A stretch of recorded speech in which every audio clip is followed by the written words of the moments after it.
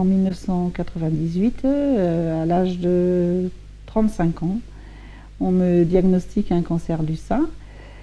Et là, commence un véritable cauchemar avec une ablation du sein, une chimiothérapie, une radiothérapie et la perte des cheveux aussi.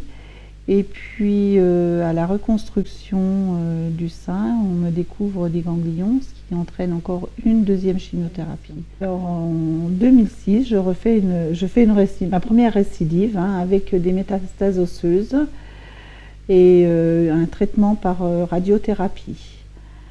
Bon, ce traitement est complété avec une hormonothérapie.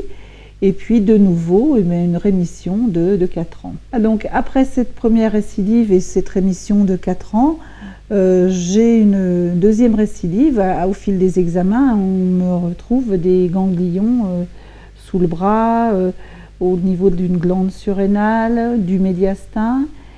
Et donc c'est à ce moment-là qu'on me propose de participer à une étude dans les traitements ciblés. Je participe à une première étude pour la caractérisation de la tumeur, ce qui va me permettre de rentrer dans une première étude ciblée, d'un traitement ciblé, d'une chimiothérapie ciblée, et qui a confirmé son efficacité pendant au moins une bonne année. Après, la maladie est devenue résistante à cette molécule. Et de nouveau, j'ai été inscrite dans une seconde où là, je poursuis depuis plus d'1 an. Depuis que je suis ce dernier traitement, cette deuxième étude, actuellement, les tumeurs ont régressé. Donc l'efficacité est là et je garde beaucoup d'espoir dans cette étude et dans ce traitement.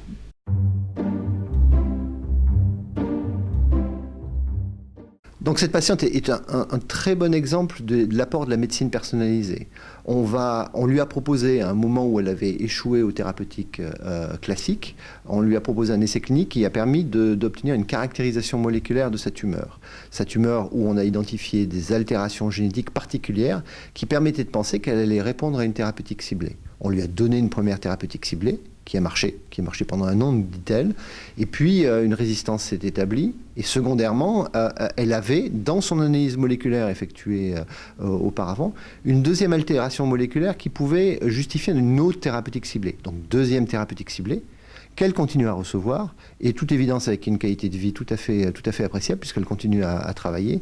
C'est vraiment, je crois, le futur qu'on est en train de voir là, c'est-à-dire l'altération moléculaire, la compréhension de la biologie de la maladie, la médecine personnalisée adaptée à l'individu, qui permet de guider le traitement à un moment où les thérapeutiques classiques ont échoué. Et donc cette médecine personnalisée, elle est en train de changer un peu nos pratiques en termes de recherche clinique, puisque traditionnellement, la recherche clinique, elle a été faite par l'industrie du médicament, qui développait un médicament pour une situation donnée.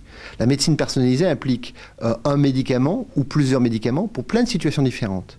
Donc c'est une recherche qui est désormais très académique et qui, comme toute recherche académique, nécessite des soutiens très particuliers et différents de ceux que peut procurer l'industrie pharmaceutique. Et la Fondation Arc est très active dans ce domaine, qu'il s'agisse des essais tels que l'essai Saphir, l'essai Profiler Most, les essais Accès de l'Institut national du cancer, et bien la Fondation Arc est engagée pour le soutien de ces essais, qui sont les essais littéralement du futur, puisqu'on est en train de changer là progressivement les pratiques.